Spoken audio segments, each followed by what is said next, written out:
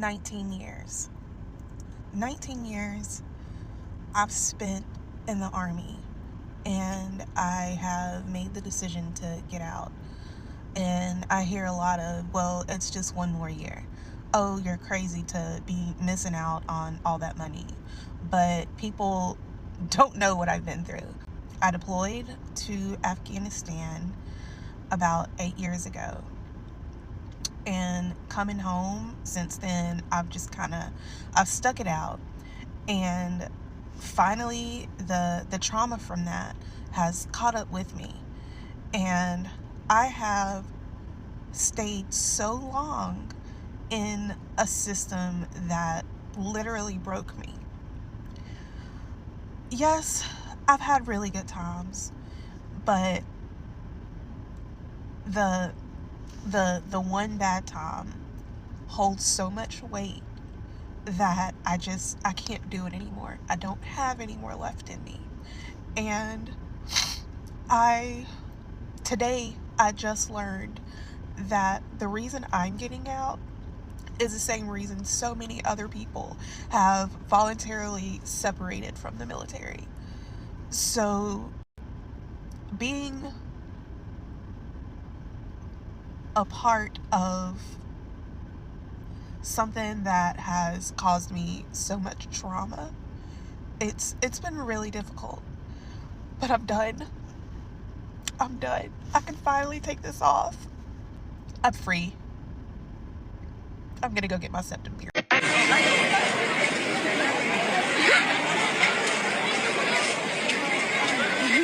out of there.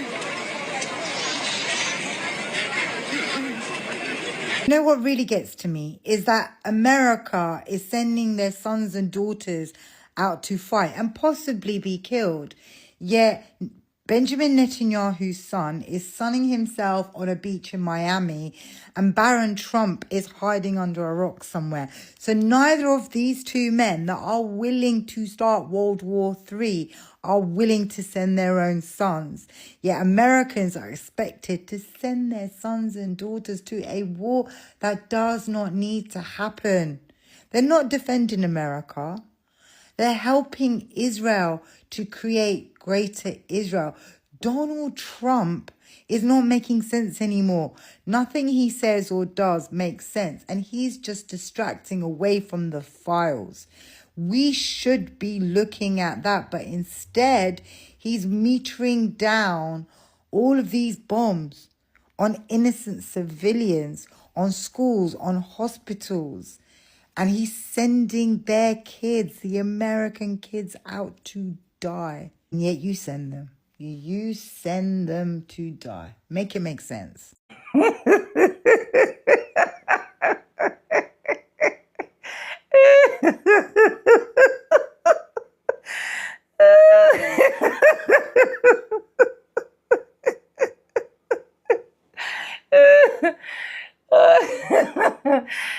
The militaries are living in droves. They are quitting.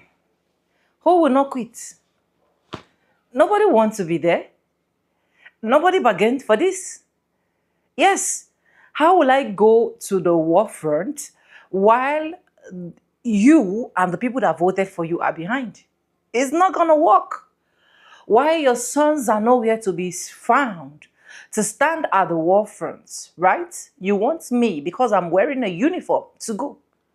They're quitting. And a lot of people, a lot of Americans, a lot of veterans are also advising that if you know you are in the military, this is the time for you to say, no, I'm not doing this anymore. Because you never planned for this. You never wanted this. You never bargained for this. And you can hear a lot of people sharing their experience of what they have literally been through just because they are serving the country. Just because they are serving the country. Welcome back to my channel. My name is Sonia. Subscribe, like, comment, and share, and credits belong to the original creators of every single clips and stitches we have in our today's episode. I want to say very thank you to every single one of you liking, commenting, sharing, dropping super thanks, joining my membership. I do not take you guys for granted. You guys are absolutely the best.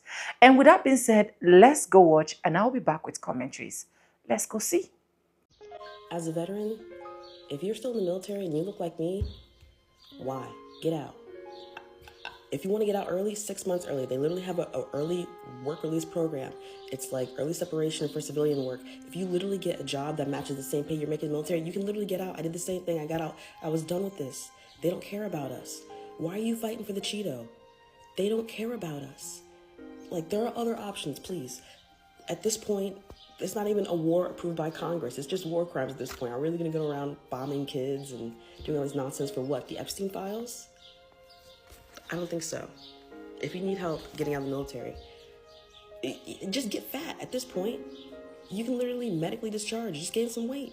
Is that still not a thing? You can, like, thoughts and prayers are not enough at this point. That's all I can say. You gotta get out. It ain't for us. Do not die for these people that don't give a shit about you. Let the other people in this country go ahead and volunteer for that. Okay? That's just my 2 cents. So we got American outlets saying that it's only been 3 to 5 United States American citizens that have been unalived in the Iran retaliation. And yet the Palestine Chronicle is saying that it's been more than that, according to Iran, to the tune of over 500 U.S. soldiers being killed or wounded. Iran reports 560 American casualties from its strikes, and the U.S. confirms 8 serious cases, rejecting Tehran's figures. The IRGC says strikes on U.S. bases killed and injured approximately 560 American personnel. U.S. Central Command confirms that 3 U.S. soldiers have been killed and 5 seriously wounded. Iran claims multiple bases in Kuwait and Bahrain have been heavily damaged. Washington rejects Iran's higher figures and says operations remain ongoing. It would behoove me to think that Trump would not want people thinking over 500 American citizens have been killed because of their decision, him and Isn't-Real's decision, to start and pick a fight with Iran. That way he can continue operations, even though we know that he also asked Iran for a ceasefire, or he offered them a ceasefire, and Iran said, bitch, no. I don't know, y'all. What do y'all think? Which numbers are the real numbers? Because me personally, I'm more inclined to believe Iran's figures than these United States and Isn't-Real's numbers. But y'all let me know what y'all think. As a military combat veteran who has spent a few tours in Iraq during Operation Iraqi Freedom and personally folded 36 flags with these hands, I have got to tell you, barring politics and everything, we're talking about cold hard facts here. Our young men and women are about to die for an old man's fight. And none of the old men are going to take part in it. So they're not going to die. The retaliation for what Iran did to one of our bases, where we came back at Iran, what they just did was they started going after one of our naval facilities, and they attacked Saudi Arabia, where the fossil fuels reside. The commerce, the business behind all of it. And you know who does business with Saudi Arabia with fossil fuels? We do. It's the same exact thing with a different face on it. Hear me. This is not about proving who's the bigger bully on the playground anymore. These hands folded 36 flags in 4 months. More flags will be folded. And they will be draped over the caskets of our children.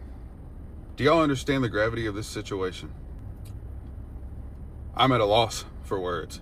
I wish that I could fill these gaps in this video with something other than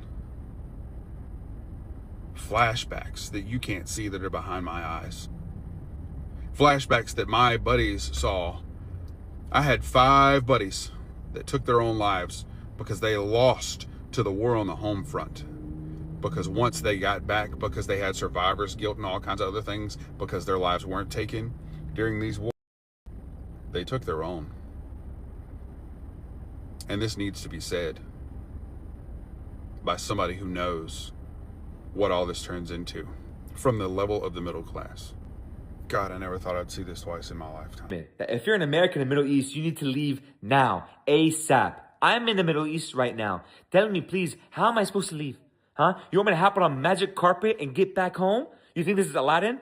You're joking with me. You're messing with me. Leave now. When? Where? What? Who? Wow. No, honestly, if I could do a magic carpet, I'd leave. If you have information, which you might, tell me how to turn this carpet and I'll whole new world back to California. And somebody in the White House needs to take Trump and sit his ass the fuck down. Life already hard. Now we got to worry about this bull. When it comes to the United States regime and their partnership with that imaginary country and this war with Iran, I want people to recognize that other places around the world and people around the world don't quantify wins and losses the same way that we do. During the NBC News interview with the foreign minister of Iran, the journalist attempted to try to probe him by saying, well, the United States killed your leader and they killed your head of military. And that foreign minister said straight to that man's face, yeah, we expected that and we replaced them. You all have been so programmed to believe that the United States of America is the most powerful nation in the world, that as a result, you failed to educate yourself on the ways in which other nations and other people have equipped themselves. And not only have they had to equip themselves with regards to equipment, but the places in which Israel and the United States have attempted to consistently destabilize have had to consistently live under the threat of death and destruction for decades. I frankly don't care what it is that our military does or has, because half the folks is going to be sent back here in a bag or a box if all the pieces of them can be found somewhere in the mountains. But as an American, you do not win. Your gas is going up. Your food prices are going up. The billions of dollars that they spent on the weapons and technology that you all marvel about are the same billions of dollars snatched out of the hands of Americans while the average person can't afford their day-to-day living. And while you marvel on the technology that the United States is using, which is probably Israeli backed, that same technology, like for example, Palantir, is being used to surveil you. The amount of pride and nationalism that you all have in a nation that is pushing you closer to starvation than salvation is wild to me. I'm sorry, can you repeat that? We didn't start this war, but under President Trump, we are finishing it. You literally started the war. Pete, there is no we didn't start the war. You literally started the war. Pete, you changed your title to Secretary of because you love war so much. You started the war. Pete, everybody went to bed Friday night. Everybody went to bed Friday night. No war. We woke up Saturday morning to war. Everyone woke up to a war because you started it. At 11 p.m., the president called you, and he knew you'd be awake because you were probably doing Jaeger bombs because you love bombs so much, like your own liver. And he said, Pete, I need a distraction. Give me a and then you grabbed your phone and said, ChatGPT, I need a distraction. Give me a and then ChatGPT gave you a war. And then you named it Operation Epic Fury because your brain is a PlayStation 2. You stupid man. You started this war and you don't even know how to finish it. You're lying to everyone. You're gaslighting people so much. On every way, you're literally gaslighting people. You're literally burning oil fields on the other side of the world. You have no win condition. We're in a biblical holy war now, and we are being run by the Antichrist, Pete. You have no wins. You have no way out. You're a loser millennial who's failed upwards his entire life, and now the entire world is staring at you, and they can see that you are a naked moron. And now you have to hope that we somehow survive. And the best case scenario for you in the name Pete Hegseth is that it is slowly forgotten the same way we've forgotten the names of all those World War I generals. Can someone out there tell me why, even though the U.S. started this war in Iran, I'm having to rely on Al Jazeera and BBC for any real news coming out of that region? And I'm not talking about just general coverage. I'm talking about actually reporting what's happening in the air and on the ground. It's just the way it is. Those were the words spoken by President Donald Trump when giving a speech to the American people about the 3 service members who have lost their lives in this unjustified, unsanctioned war against Iran. Ladies and gentlemen, this president is fundamentally removed from the consequences and the reality of the decisions it is that he makes. And we as the American people are bearing the full brunt of it. To tell the mothers and the fathers, the sisters and the brothers, the aunties and the uncles and the grandparents of these service members who have lost their lives that is just the way it is beyond belief. This war could have been avoided. Donald Trump fundamentally set us on this collision course when he ripped up the Iran nuclear deal that Barack Obama signed in his administration. This never had to happen. And over the last 48 hours, I've been asking myself, has America not learned its lesson? Did we not learn anything from the days of Saddam Hussein? Did we not learn anything from the days of Gaddafi? These wars in the Middle East lead us nowhere. And something people must fundamentally understand. Yes, the Ayatollah of Iran is evil by all stretches of the imagination. But the idea that we can go in and topple this regime and think that the people of Iran will be able to rise up and claim their freedom is beyond me. The IRGC has been bred since their birth to uphold Sharia law, to uphold the Ayatollah. They will not sit idly by and allow the people to reclaim whatever freedom they once had, not without bloodshed. This was not the United States fight, and this war could have been avoided. And to tell the American people that service members losing their lives is just what we'll have to accept is unacceptable. Thank God we voted for the peaceful president. That's all I got to say is thank God we voted for the, not we as in me, you people. Thank God you people voted for Ronald Rump because he was the no new wars guy. He was the, I'm on the side of peace. I'm on the side of stopping all of wars. All I have to say is nothing screams that we love our troops like sending all of our fresh young servicemen to a foreign land today. And on that front, I would have to ask, I'd imagine that Baron Trump is just eagerly awaiting getting on the front lines just like his pappy, right? Baron Trump, right? He's athletic by your standards. He's brilliant by your standards. He would be our best asset in this war against Iran that his father started on the behalf of his over here, these other little people over here that he keeps doing things for. Donald Trump is the best friend of that country, and he did this on their behalf. He doesn't care about you. But thank God we voted for the no more president, right? Thank God we voted for the peaceful president. That was the dumbest thing I've ever heard an American person say, was that Donald Trump is peaceful. For no new wars. That's what I voted for. And unfortunately, it doesn't seem to be getting us there. So we'll see how it turns out. He did promise not to get involved in any foreign wars. I know that. But he would not be the first president to break a promise. Pretty much the main reason I voted for him was to be tough on Iran. I think this is pretty much the best he could have done. No more comment. He's perfect. I'm in Gettysburg, Pennsylvania, a red state located in the Republican stronghold of Adams County, which voted for Trump in 2016, 2020, and 2024. I spoke to some of the president's most ardent supporters to hear whether or not the decision to get embroiled in another foreign war is testing their loyalty. Trump has mentioned multiple times peace through strength. And to me personally, it doesn't seem very peaceful to be participating in something that I would say isn't really our place to be putting American lives at risk. Others tell me this doesn't contradict his America First agenda and that Iran was a threat that needed to be stopped. Should have happened a long time ago. Iran is an evil place with evil people. They always have. They've killed many Americans with their regime. So it's good that they're going away. Does this change your mind at all on your support for the president? No. Trump is still the best man for the job. I'm a centrist Bernie supporter. And a lot of the Iranian diaspora in the United States are very, they're not like Trump for other reasons, but they like the fact that he's being so aggressive towards the regime because they want to see regime change.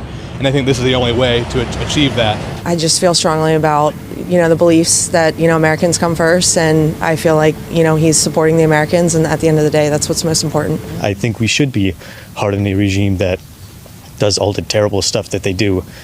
Something that's so bad that, I can't go there and visit my grandparents anymore. I'm still sad about that. I feel like we do have at least a little bit of a moral obligation to, try and free other people, especially when they're under, the boots of the Islamic regime. More broadly across America, the attack are proving unpopular. According to a Reuters Ipsos poll, just 27% of Americans support the strikes, 43% don't, and 29% are unsure. If American casualties spike, the loyalty we're seeing among some Republicans may become way harder. The crazy thing about this dumb circle jerk of a regime is that these assholes really decide to go to war with Iran after setting this country up for failure a year prior. The first thing that they did when they got into office a year ago was go on this bullshit witch hunt, get rid of DEI, fire all these qualified and experienced government employees from agencies such as the FBI, the NSA, made some of these top military officials resign. Now it's to the point that the people that have the experience and knowledge base to combat cyber and terror are no longer at these agencies. And now they got people like Pete Hegseth and Kash Patel, who was out here partying with the U.S. men's hockey team, leading the charge in regards to this country's defense. Add on the fact that there's data centers all across this country popping up, putting a strain on an already old and outdated power grid that is one of the weakest parts of the U.S.'s infrastructure. And y'all decide to go to war with the country who has been investing in their cyber warfare capabilities for decades. So we're at war with Iran right now, and it's pretty contained for the moment, emphasis on the moment, but that's probably going to change tonight as U.S. air assets get involved over the Iranian battle space. I just want to make a video for you to send to anyone you know who's a veteran or currently in the military who's really banging the war drums. The United States is the greatest threat to world peace, global stability, and is the most lawless nation on earth. I'm fourth-generation Army. I grew up in the whole arsenal of democracy propaganda. I was in a special operations unit during Obama's Afghanistan surge while we were propping up pedophilic narco warlords in Kandahar and Helmand as part of a nation-building exercise. What that means is the government takes all your tax money and gives it to private contractors to prop up a government that nobody wants. If you are in the military right now, just know that you are not serving your country. You are not fighting for freedom or democracy. You are fighting for about 1,000 odd child trafficking, parasitically wealthy billionaires who do not believe in countries or nation states in the same way that you do. They believe they are above that peasant stuff. You think little Marco Rubio's in charge? You think dumbass Pete Hegseth is actually in charge of the Department of War? The person who's running the Department of War is the private equity billionaire deputy director Steve Feinberg, who has never served in the military, but who was the head of DynCorp International, a private military contractor until 2020. You are fighting to make rich men who view you with utter contempt even richer. It's 2026, y'all. It's time to grow up. Every imperial war we fight is a war on the global working class, of which you are a part. These billionaire MFers don't believe in international boundaries when having class consciousness, so why do you? What's happening right now will further immiserate your material conditions, and you have more in common with your average Iranian than you ever will with the pedos you're fighting for. Again, you are not fighting for America or a democracy. You're fighting for inhumanly rich child cannibals, essentially, who think you are cattle. So have fun with that. It's a difficult process to de-propagandize, but I have faith in you, and I believe you can do it. So Donald Trump has refused to attend the landing of the first 3 soldiers that have died in the Iran war. He says, I can't commit to that at this time. I don't have time. Look at these beautiful sculptures I put in this rose garden. Yeah, as usual, he does not care about the lives of American soldiers. He only cares about the money he's going to make and taking care of his buddies over in Israel. But yeah, he's not going to attend the first 3 soldiers landing here. And of course, he's pumping himself up about how beautiful he makes things at the White House instead, because that's way more important than 3 soldiers that lost their lives during a war that he started illegally and unconstitutionally. Yeah, Trump, as usual, is on par for being the least empathetic president ever in the history of presidents, literally refusing to attend the funerals of the 3 fallen soldiers. I have a message for the American people. Last December, I encouraged you to give this new administration a chance. Time is up. Our government is compromised. Tyrants get promoted and patriots get punished. I am very concerned that we are on the brink of losing our constitutional republic to tyranny.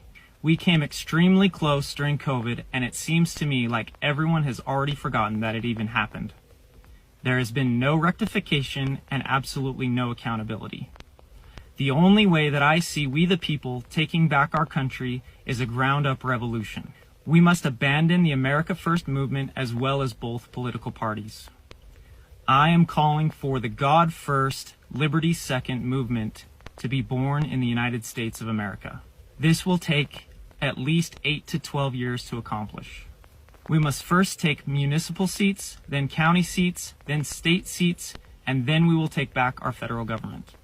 If the spirit of patriotism burns within you, you are called to the work. For many are called, but few are chosen. We need those who otherwise never would have gotten involved in politics to step up and serve. What would your qualifications be? I can't say. But I can share what the Lord personally impressed upon me to qualify for me to participate in his work, and maybe it will guide you in seeking your calling. Number 1, you must keep yourself above reproach. If you have any vices, you must abandon them. Pornography, any sexual sin, any addiction, unrighteous anger, and pride were a few that were impressed upon me. The enemy of all freedom will use anything you do against you, so only do good. 2, you must prioritize your health and fitness. If you do not have a strong tabernacle to house your spirit, your emotions, and your mental health, you will struggle to overcome the attacks that surely will come. Number 3, you must trust in God with all your heart. There will be hard times ahead in this movement. If you do not have faith, you will not endure. Number 4, you must be willing to sacrifice everything. Your life may even be taken. Personally, I'm all in. I am currently running for mayor in the city of Eagle Mountain, Utah, where I reside. My primary election is taking place soon. If I fail to prevail, in 2 years I will run for city council, and then in 4 more years I will run for mayor again. I am calling on patriots and freedom fighters everywhere to join this movement. You are called. It's up to you what you do to be chosen. I intend to preserve for my children what my parents' generation has failed to preserve for me. In the future for which I am fighting, my children will be able to afford a home. My children will be permitted to raise their children without the fear of the government indoctrinating them. Anyways, welcome back, guys. Someone dropped a comment in my comment section, and the person said that I talk really fast, I talk really quick, that I should be able to slow it down a bit. So I'm going to be talking slowly and pointing directly to what I actually wanted to say. And if you check the second clip of the video that I was able to roll out for you guys, that lady pointed something very important, that a lot of US military, a lot of people, a lot of veterans are going to fight for what they never bargained for. But meanwhile, the two people that initiated this battle, which is the Orange Man and the BBB, which is the Israeli man, their children are sitting pretty at somewhere, probably enjoying themselves, probably having fun with life and catching cruise. But these are people's children saying goodbye to their parents. It's that sad. So when I see people saying they are quitting, when I see people advising and saying if you're still in the military by this time, you are doing yourself more harm than good, honestly, I would also advise them to quit. And I really, really do understand the part where the First Lady was actually coming from. And I can be honest with you guys that this is not only coming from America. Every single uniform man we also have here, if you meet them personally to talk to them, they will give you one bitter complaint or the other. A lot of them will even tell you they don't even have a choice. If not, they would have quit. A lot of them will tell you, even after some of them retired, it's just a whole lot. It's just more of bad things coming their way instead of good things, as people that have fought, as people that have served a particular country. So it is not just coming from US. So seeing people advising and saying people should quit, honestly, they should. And I love the question that one lady actually asked as well, among the clip that I roll out for you guys, where she literally pointed out and said, why are there not ICE agents doing the job? We have a lot of ICE agents that are basically interested in all this taken and do you get? So why are they not involved in these people that, why are they not even supposed to be the people that will go for this battle? Because millions and millions of dollars has been literally, according to what we've been seeing in news, given to them. So they should be in a good position to go fight this battle, or literally people that supported the regime. They should deploy them. They should give them uniform. They should give them things, teach them tactics. It shouldn't even take 2 days. They are good to go. They should be in the front. Not people that literally do not do anything. People that were literally sitting pretty. People that don't want to do again. And you're saying that they should come. If I see people quitting, I am happy. A lot of them are already quitting without even coming here to do videos for you guys, because at the end of the day, they just want to keep the profile low. A lot of them have been advised and they're taking the advice to be serious, because we never wanted this. Honestly, I can tell you for a whole fact. I can still say this over and over again. Instead of war, why can't we just make peace? Why can't peace reign? Why can't we advise each other on how to move forward with life? Why do we really need this? Why do we really need to prove to people, to Iran, that yes, we can literally defeat them? And at the end of the day, they're striking back. And there's nothing as crazy as the part that the media is not even covering, right? The media is not covering a whole lot. If we have over 500 people that were unalive during all of this, the media will come tell you 5 or 6 people. It's crazy. And another annoying part is the fact that, I guess the last time that the Orange Man was supposed to come pay his last respect to the people that solely lost their life during this WAR, this man was literally not there. It simply means they are not important. And he made a comment. He said, more is going, we have some fallen heroes, more are still going to fall, and it is what it is. We can't change it. That is just what it should be. You know, when you're fighting for a country, you have to fight with every single thing. And please, I just have this question to ask. If I decided not to go for that war, what can literally be the repercussion? Let's assume that I am a military personnel, and terms like this, I said, I'm not going. I don't want to go. What do you think might be my repercussion? Is it just going to be me pulling my uniform and giving them? Or do you think there are other consequences that come with this? Because you can clearly see from a lot of videos that we've been seeing online that even the ones that are going are not happy.